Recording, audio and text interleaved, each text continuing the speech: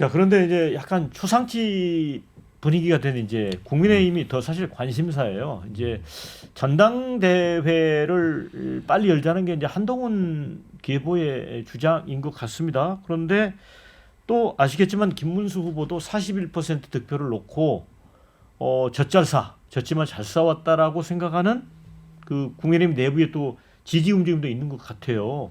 이런 게 다 변수가 되겠죠. 예, 그렇습니다. 기본적으로 뭐 전당대회를 하기는 해야죠. 예, 시기의 문제라고 생각이 들고 지금 이제 들어올 지도부가 결국에는 그 내년 지방선거를 책임져야 되기 때문에 지방선거를 책임지는 데 있어가지고 기본적으로 민주적인 정당성을 가지고 있는 지도부를 만들어서 시도를 해보는 게 당연히 뭐 민주정당의 그런 방향성이라고 생각합니다. 다만 언제 하냐의 문제가 있는데 뭐 빨리 하자 아니면 늦게 하자. 근데 늦게 한다고 하더라도 그렇게 늦게 하기는 어렵습니다. 많이 늦어지진 않을 것 같고 다만 지금 책임 공방의 시즌이지 않습니까? 이 책임 공방의 시즌이 어느 정도 좀 끝나고 그리고 이제 좀 이 책임이 정리되고 일단락이 되고 그리고 나서 당원들이 이제 미래로 가자 이 생각에 도달하는 시점이 있을 거거든요. 그 정도 선에서 전당대회를 하면 되고 뭐 전당대회 시점이 그래서 그렇게 뭐 늦어지진 않을 거라고 생각을 하고 있습니다. 다만 이제 쟁점은 이건 것 같아요. 한동훈 쪽에서는 이제 계속 이제 빨리 하자라고 하는 거는 한동훈 전 대표를 당 대표로 출마시켜서 뭐 만들어 보자 이런 이야기인 것 같은데 결국 한동훈 대표의 전 대표에 대해서 지지하는 사람과 한동훈 대표만은 안 되는데라고 하는 사람 이렇게 나눠질 것 같거든요. 그런데 당 내부에서는 오히려 한동훈 전 대표만 안 되는데라고 하는 사람이 훨씬 많고 그 사람들이 주류예요.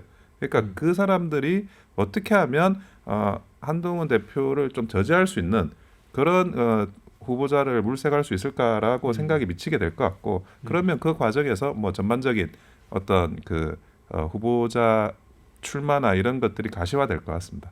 그러니까 말씀 듣고 보니까 이제 국민의힘은 당대표 경선을 하게 되면 한동훈 대 거기 상대에 맞서는 어느 한 분이 될 것 같은데 지금 김문수 전 후보 어떻게 출마 가능성이 있다고 보세요?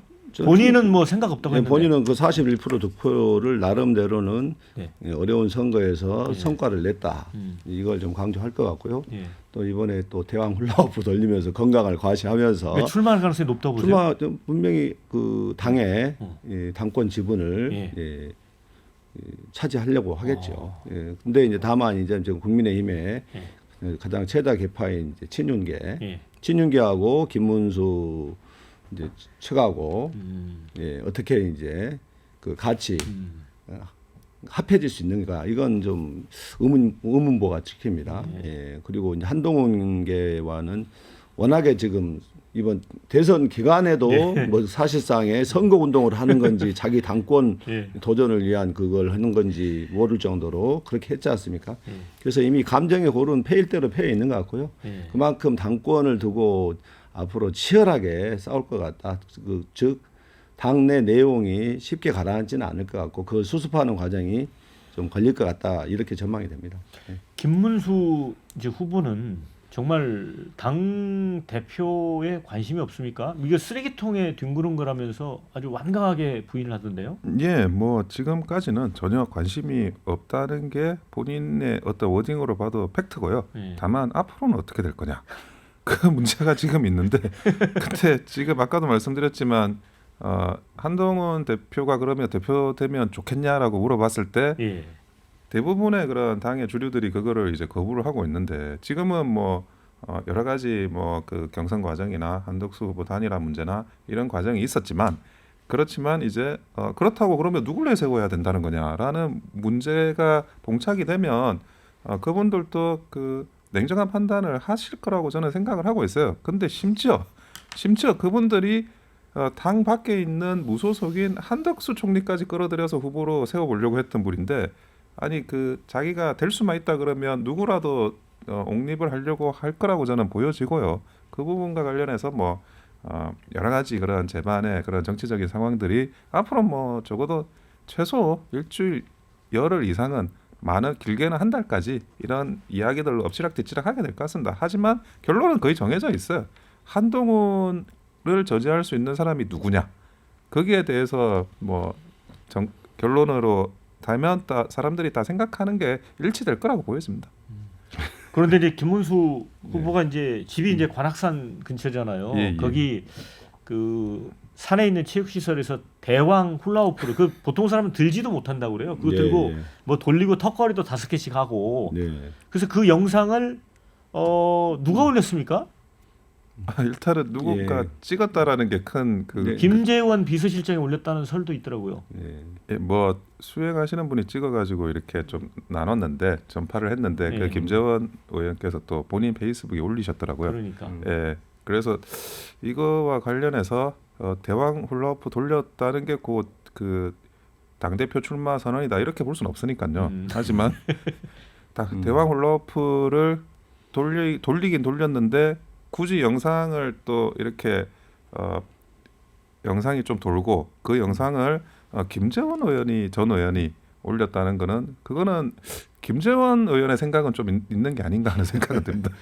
네, 모든 건 연출이 돼 있는 거고 상징적인 레토릭이 있는 것이고, 그 분명하게 뭐 본인이 직접 당 대표가 출마하지 않더라도 이번에 김문수 후보와 함께했던 진영에서 당 관련해서 명확한 지분을 획득하는 것. 이번 어차피 지방선거가 있고 거기서 정확히 진출을 못하면은 또 도태된다는 걸 누구보다 잘 아는 거 아니겠습니까?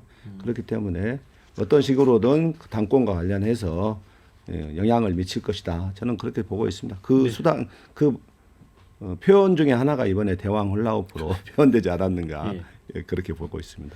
자, 그런데 이제 권성동 국민의힘 원내대표가 이제 대선 패배 책임을 지겠다. 백지 상태에서 그려가자라고 하면서 이제 전격 사퇴를 했는데 김용태 비대위원장은 거취 표명을 안 했거든요. 그 어떤 속사정이 있는 겁니까? 지금 그 권성동 원내대표는 저번에 이제 그 한덕수 단일화 끝나고 나서 그 김문수 후보가 진짜 본 후보가 됐을 때 거취가 그때도 문제가 됐었어요. 하지만 그 김문수 후보가 다 뭐 많은 의원들이 또 한덕수 후보를 또 밀었던 사정인데 그걸 가지고 뭐 이렇게 잘잘못을 따지다 보면 이 선거를 치를 수가 없으니까 통합하고 포용하자는 차원에서 권성동 원내대표는 좀 유임을 했었습니다. 그런데 지금 이제 선거가 졌고 이제는 냉정한 책임의 시간이거든요. 저는 뭐 홍준표 시장이나 한동훈 전 대표나 뭐 심지어 한덕수 후보나 이런 분들보다 이 선거의 패배 책임의 가장 큰 사람들은 권성동 원내대표와 권영세 비대위원장이라고 생각을 해요. 그분들이 그렇게 정말 내가 볼 때는 뭐 하여튼 비방송용 용어가 나올 것 같은데 그런 이상한 걸 안 했으면 그러면 오히려 지금보다도 훨씬 더 팽팽하게 싸울 수 있었고 그리고 홍준표 시장이나 그 한동훈 대표나 이런 분들한테 그런 말을 할 그 어떤 명분을 제공을 안 했을 거라고 저는 봐요. 그래서 지금 현재 이런 상황들에 대해서 책임을 져야 되고 그리고 비대위원들도 사퇴를 했는데 비대위원들도 과거에 이제 권영세, 권성동 이 두 분이 임명을 사실상 했던 분들이라서 사퇴를 하는 게 맞죠. 하지만 김용태 비대위원장까지 만약 없어지는 상황이 되면 아니 전당대회를 해야 되지 않습니까? 누구는 도장을 들고 뭐 업무를 진행을 시켜야 되잖아요. 그러니까 아까 말씀드린 것처럼 이재명 대통령이 국무회의를 해야 되잖아요. 그러니까 국무위원들이 전 정부에서 임명했지만 어쨌든 남아가지고 그걸 하는 거고 마찬가지로 김용태 비대위원장도 자기가 도장 찍어야 될 업무 프로세싱에서 자기 역할을 해야 됩니다. 이건 뭐 나도 비판이 싫어라고 해서 뭐 도장 다 내버려 두고 어디 가면 안 돼요. 그래서 최소한 그런 당의 업무 유지를 위해서 김용태 비대위원장을 남겨뒀다는 생각이고요. 그리고 이런 부분에 대해서 뭐 책임을 지셔야 되고 권영세, 권성동 이 두 분이 자기가 책임을 지겠다라고 했는데 아직 그 책임이 뭔지는 이 두 분이 모르시는 것 같아. 영원히 이번 대선 패배에 대해서 자기가 비판받는 거 그게 본인의 책임입니다. 영원히 이 비판을 수용하고 납작 엎드리시길 바랍니다. 그러니까 이제 새로운 이제 지도 체제를 구성하는 과정에서 적어도 국민의힘이 이제 내년 지방선거를 생각한다면 이 친윤에서는 완전히 발을 빼야 될 것 같거든요. 기본적으로 뭐 저는 친윤이라는 그룹 자체가 어떤 굉장히 지위계통이 있는 그룹이라고 생각하진 않아요. 그러니까 뭐 여당이니까 여당이라고 하면 여러 가지 뭐 자리나 일이나 이런 게 생기니까 그런 거를 가지고 서로 이렇게 뭐 그 윤석열 정부를 협조하는 차원에서 느슨한 연맹체 이렇게 저는 생각을 하지 어떤 수장이 있고 지휘계통이 있고 그런 조직이 아니거든요. 그러니까 새로운 그런 리더십이 반영이 되면 거기에 따라 가지고 해처모여를 다시 하는 그런 저는 개파라고 생각합니다. 저 의원님은 이제 네. 여당이긴 하지만 네. 그래도 이제 야당이 또 튼튼하게 서야 또 이제 국정 동반자로 갈 거 아니에요? 네. 어떤 조언을 해드리고 싶은가요? 어쨌든 위기 수습은 네. 빠를수록 좋은 거 아니겠습니까? 다만 이제 저희가 보기에는 이 내란 세력과 지금 연관이 돼 있는 인물들도 많다. 네. 예, 그런 부분들이 정확하게 이번에 이제 정리가 되는 결별하고 그와 명확하게 결별할 필요가 있다. 그렇지 않으면은 국민의힘 전체에 대한 국민적인 그 아직까지 의혹의 시선이 많지 않습니까? 그리고 뭐 상당히 많은 국민들이 지금 국민의힘은 해체해야 된다 이런 얘기까지 나오고 있는 상황이지 않습니까? 그래서 그런 의혹은 확실하게 불식시켜야 된다. 내란에 가담하고 내란을 노골적으로 옹호한 정치 세력까지 다 품고 가겠다. 예, 그건 오히려 국민의힘이 스스로 파산의 길을 가겠다. 예, 이런 생각이 들고요.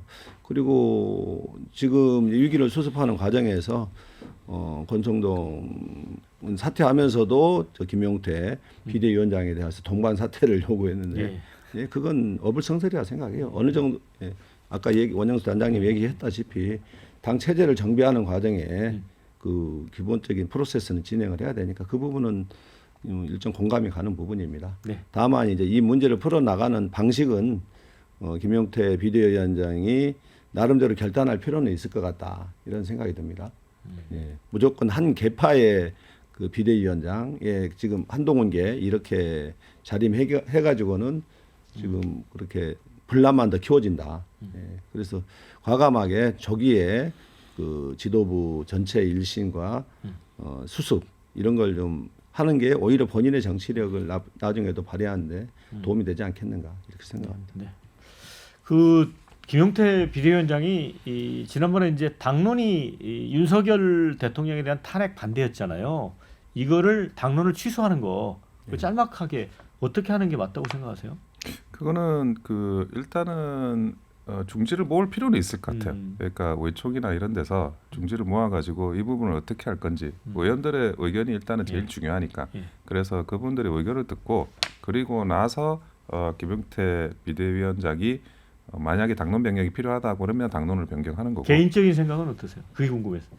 제 생각이 저는 그 탄핵 저는 민주당의 이재명 대통령이라고 하더라도 탄핵 대통령을 탄핵하는 건 저는 반대입니다. 반대다. 예.